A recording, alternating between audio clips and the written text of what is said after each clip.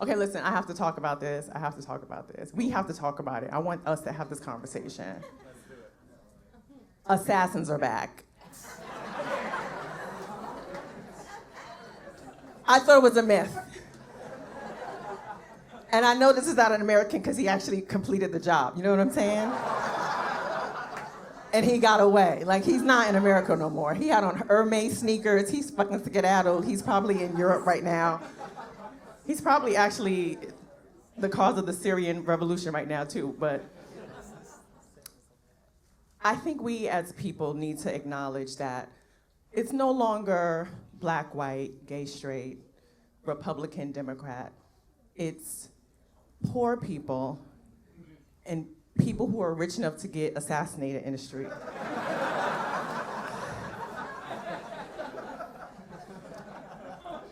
So I know a lot of people be like, oh, you know, I could be a billionaire one day. Like, do you really want to be a billionaire one day? Because they are getting assassinated in the streets. If you're not familiar with the story, the CEO of United Health got assassinated. We talk about making America great again. We gotta kill more rich people. I know y'all wanna agree, but y'all acting like y'all gonna be rich one day. Y'all not. We about to get charged for air, motherfuckers. Are you serious right now? Thank you for clapping. We gotta get on the same side. I realize it's not about like, you know, all the political shit. It's just about money. It's about money. Y'all realize they don't give a fuck about us suffering on this planet. They going to Mars. We can't get United Healthcare here in America, but these motherfuckers is going to Mars. Go ahead, talk. I want to hear what you said. We have friends that are building those planes. Oh, they going to Mars. Yeah. No, they're not going to Mars. I know, but they're building. But you know what the thing is? See, the thing is when we hear that rich people are going to Mars, we think they're just going. But they're going to have like a work class of poor people who's working on the fucking engines and shit. Like Titanic, you know what I'm saying? So like, they not going there by themselves to be just rich amongst rich people, because when you just all rich, guess what? You just regular people. You need poor people to make you feel good about being rich. So you're like, let's get some poor people to come on this fucking shuttle with their jumpsuits on. You know what I'm saying? It's not a shuttle. What is a shuttle? It's not a shuttle going to Mars? What is it? A shuttle. Well, what is it then? Are you an elite motherfucker? Like, are you gonna correct me about the transportation of Mars? I hope it blows up, whatever the fuck it is. I hope it blows up. How about that?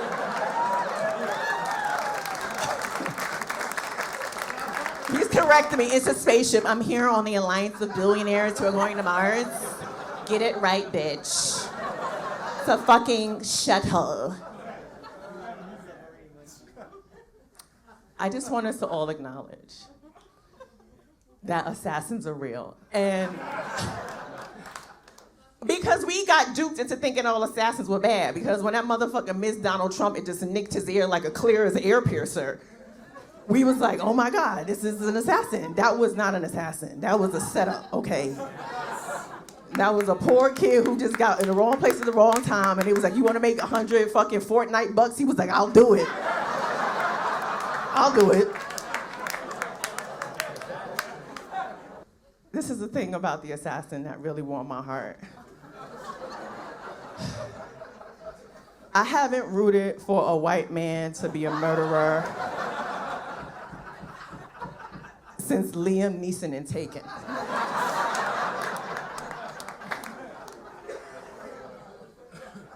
Like, when I heard about this story, and I was like, yo, there's a real assassin who was smooth as shit. He had a silencer, you know what I'm saying? A silencer. He walked up behind him with a book bag on and shit, popped him, jammed the gun, cleared it, and shot it again. My pussy jumped a little bit. I was like, oh my God. We got some real killers out here, real killers. He didn't even hold the gun sideways. He was like, I know exactly what I'm doing. I was like, oh my God. He reminded me of that guy in the Olympics who was shooting with one hand. He was like, I got him. I was like, it might be him. It might be him. I solved the crime, y'all. It's the Olympic motherfucker.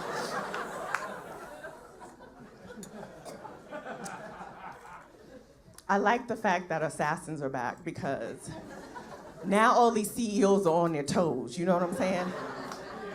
Right, you know? What was it?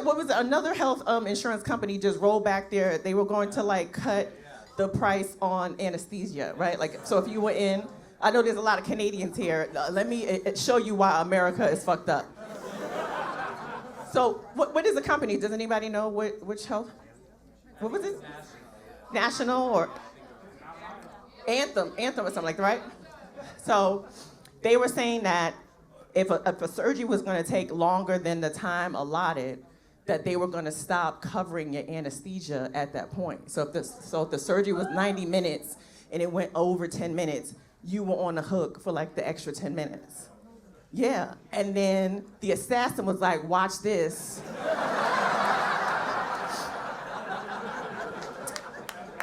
And they was like, you know what, we changed our minds. And also, let's take all of our CEOs off the internet so we don't know who's who, right? I think there's something about like the fear of an assassin that makes you live right. You know what I mean? Like if you were thinking about being a fucked up person, but you just knew at any moment you would be walking down the street and someone was gonna pop you in the back of your head, you will do better. Like I would go to church, I would tithe, you know what I'm saying? Like I would give to donations and shit. You know, when people stop you in the street, like, do you care about dolphins? I'm like, yeah, I care about dolphins, I care.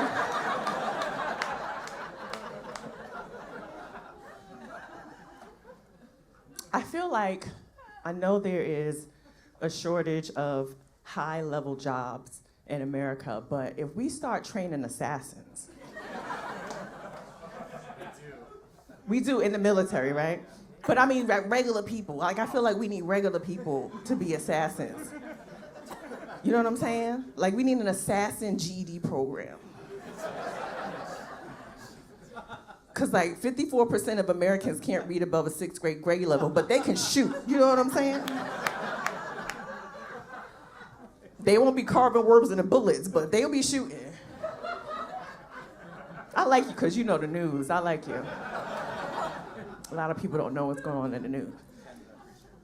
And the thing is, like, the healthcare system here is fucked up. It's really fucked up. Like, why don't we have coverage? You know what I mean? It is fucked up because you got to live your life differently when you don't have health coverage. And when I was younger, I didn't care about it because I was young. And like most young people, you don't give a fuck. You wake up, your knees work fine. You know what I'm saying? You go to the doctor, you lied about why you there. Like, I don't know why I got this rash, doc.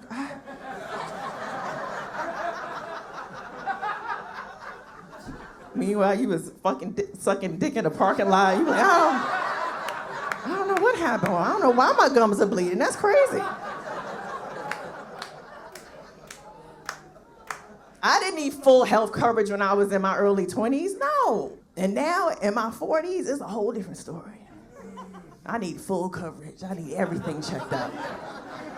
While we at it, let me get life insurance too, because I don't want my family embarrassing me doing a GoFundMe because I did some stupid shit. Listen, if you can't afford to bury me, just put me in the oven, okay? Just sprinkle my ashes like adobo. I don't give a fuck. Don't embarrass me, okay?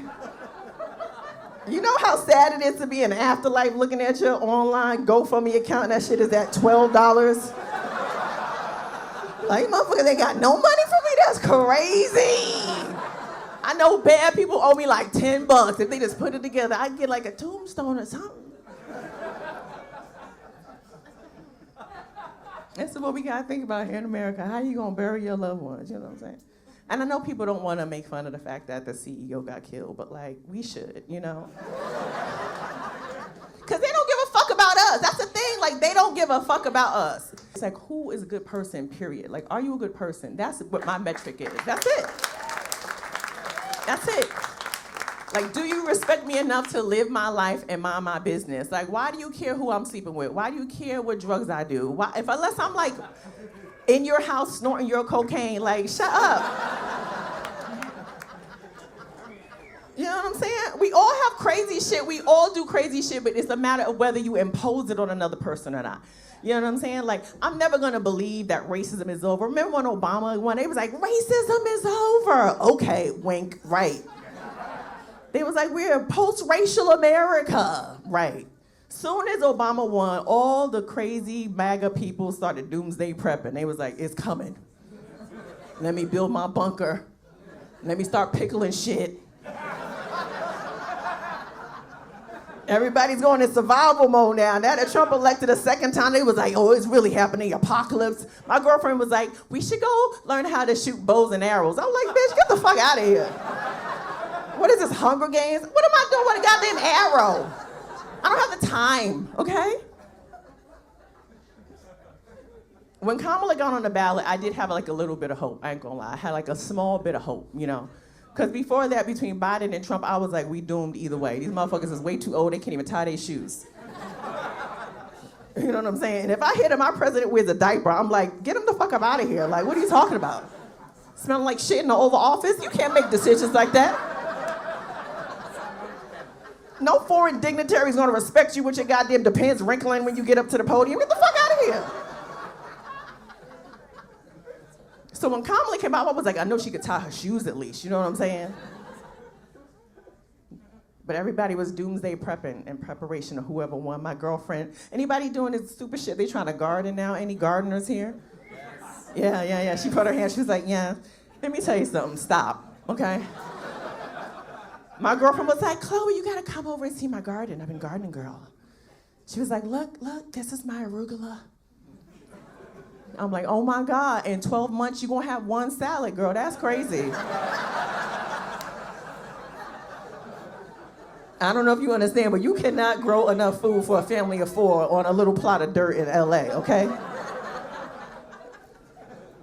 So stop, you know. And I'm not prepared like for, you know, the apocalypse, whatever it is, zombies, World War II, III, whatever, I don't give a fuck. I'm not prepared. I'm not fighting on neither side. As soon as they say war is amongst us, I'm turning into a stereotypical black woman cooking for the soldiers in the kitchen. Like, how the war going? Is it going good? I got some chili. You want some chili? Got some freedom fries. You want some freedom fries? Okay, listen here, boys. You got my thoughts and prayers. Okay. All right, now go out there and kill yourself. Have fun. All right. I'm telling you, I don't have survival skills. And that's the thing that pisses me off about the assassin story in New York, because I'm a native New Yorker. And every time I travel and I tell people, they're like, oh, New York is so violent. Like, no, it's not. And we got a fucking assassin. I'm like, I'm like, at least he was efficient. He didn't get nobody else. You know what I'm saying? Like, he had a target. He met his target. Let's respect his, you know. But in New York, people don't just be going around shooting like that. They do that here, which is weird because I moved here 4 years ago and I didn't realize how violent LA was until I got here. LA is violent though. They be shooting on the highways here. It's crazy, road rage. There was a story, I saw this with my own eyes, so I'm not even exaggerating. I was on the highway and I was stuck in traffic. I was going south towards Long Beach and the other side was no cars. It was like 4:30, no cars. So I finally get to the scene of the accident and I see all these cars all smashed up, and I find out later that 2 cars got into an argument. 1 car stopped on the highway, got out, and started shooting at the other car. The other car made a U-turn and started driving into oncoming traffic. The shooter got away, the driver was injured, the passenger was killed. And that is a LA Tuesday at 4:30. And then people, when I tell them I'm from New York, they're like, it's so violent. I'm like, let me tell you what we don't have, shootings on the fucking highway, okay? People don't have guns in New York because New York actually has the strongest gun laws in America. If you're caught with a gun in New York, it's 3 to 5 years in prison automatically. Yeah, because for good reason, there are 8 million plus people in New York. Do you want that many people in close proximity carrying weapons? Can you imagine being on a train in the middle of rush hour? You feel like a sardine in a can. Somebody bumps into you, now you gotta ask yourself, is that a gun or a dick in my back? Dear Lord, whatever it is, please don't let it go off. Oh, ladies, you know what I'm talking about, right, ladies? Oh, every woman in here has been in a public place and felt a phantom penis on their body part, right? You be in the middle of a conversation with your girlfriend, so tomorrow I'm gonna get my nails.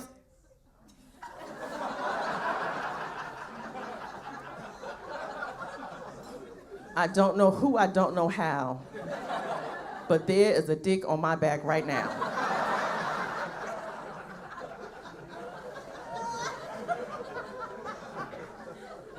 And you could never find the culprit, right, ladies? You could never find the villain. I just wish once I turn around and this guy like, it's me, Mario, hey, what's up? What's up? See, I see the guys looking at their ladies laughing, be like, is it true? Look, they're having a whole conversation. He's like, wait, is it true? Did you really have a... Yes, every woman at some point in her life has gone somewhere and had a dick on her body, pressed up. You feel the heat index. You feel it. You're just like, oh, there's a dick and balls right there on my thigh. I don't know how that happened, but... That's why I see women, we gotta tell men these things that happen to us because they don't understand what we face. They think that we weak, right? They wanna be like, women can't lead a country. Yeah, have you ever had a dick on your back on the checkout line at Walmart, sir? Have you?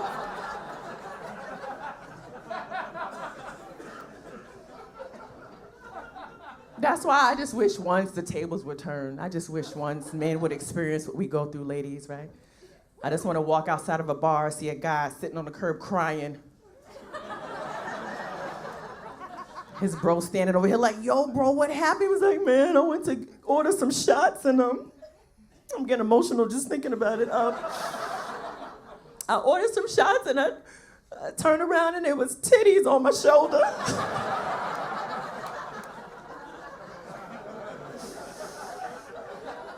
I don't know what to do. I just want to go home and watch Lifetime for some reason. I don't know why. Men don't get it. They don't get what we go through, ladies.